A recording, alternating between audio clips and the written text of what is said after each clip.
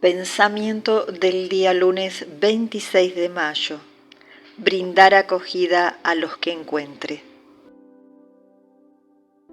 La unidad, don de Cristo, hay que reavivarla siempre y traducirla en comportamientos sociales concretos, enteramente inspirados en el amor recíproco. De ahí las indicaciones sobre cómo plantear nuestras relaciones.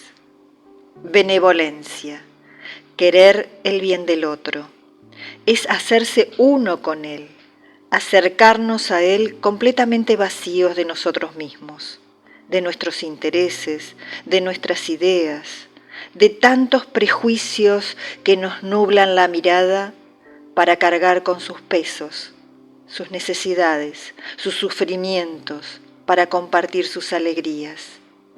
Es entrar en el corazón de aquellos a quienes nos acercamos para comprender su mentalidad, su cultura, sus tradiciones y hacerlas en cierto modo nuestras, para entender de verdad lo que necesitan y saber acoger esos valores que Dios ha depositado en el corazón de cada persona. En una palabra, vivir por quien tenemos al lado. Misericordia. Acoger al otro tal como es, no como quisiéramos que fuese, con un carácter distinto, con nuestras mismas ideas políticas, nuestras convicciones religiosas, y sin esos defectos o esos modos de hacer que tanto nos irritan. No, hay que dilatar el corazón y hacerlo capaz de acoger a todos con su diversidad, sus limitaciones y sus miserias. Chiara Lubich, fragmentos del comentario a la palabra de vida de agosto del 2006.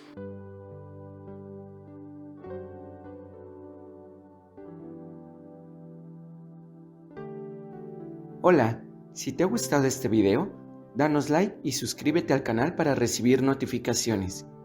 Recuerda que es libre y gratuito sin ningún compromiso. Palabra de vida. Mayo de 2025. Señor, tú lo sabes todo. Tú sabes que te quiero. Evangelio de San Juan, capítulo 21, versículo 17.